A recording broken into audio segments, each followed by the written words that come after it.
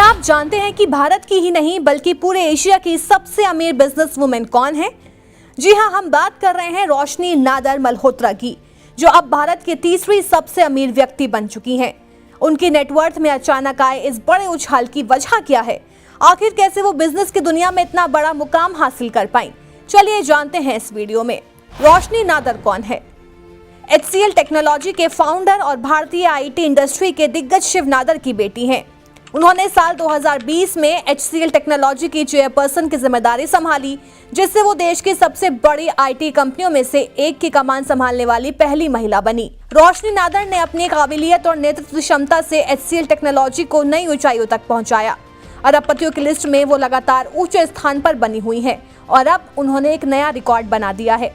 Business के साथ साथ वो सामाजिक कार्यों में भी काफी सक्रिय हैं और कई चैरिटी संगठनों से जुड़ी हुई हैं।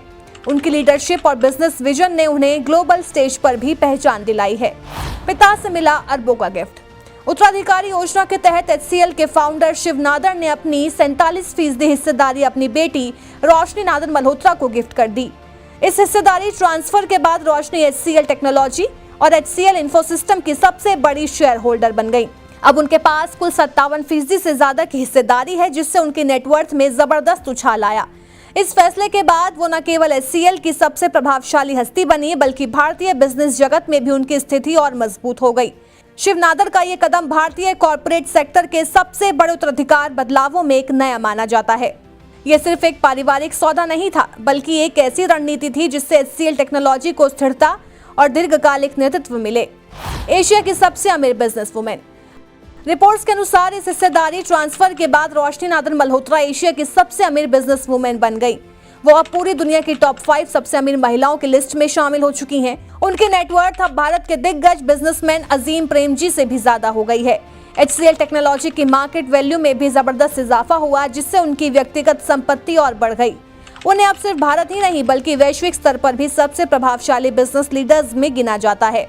टेक्नोलॉजी सेक्टर में महिलाओं की भागीदारी बढ़ाने के लिए वो कई कार्यक्रमों से भी जुड़ी हुई हैं। उनके नेतृत्व में HCL ने नई ऊंचाइयों को छुआ और लगातार ग्रोथ दर्ज की। भारत के टॉप 3 अमीरों में शामिल। अगर हम भारत के सबसे अमीर लोगों की बात करें तो इस लिस्ट में टॉप पर ये नाम शामिल। मुकेश अंबानी, जिनकी संपत्ति $88.1 बिलियन है और वो भारत के सबसे अमीर व्यक्ति हैं। दूसरा, गौतम अडानी, जिनकी नेटवर्थ $68.9 बिलियन है और वो इस लिस्ट में दूसरे स्थान पर आते हैं।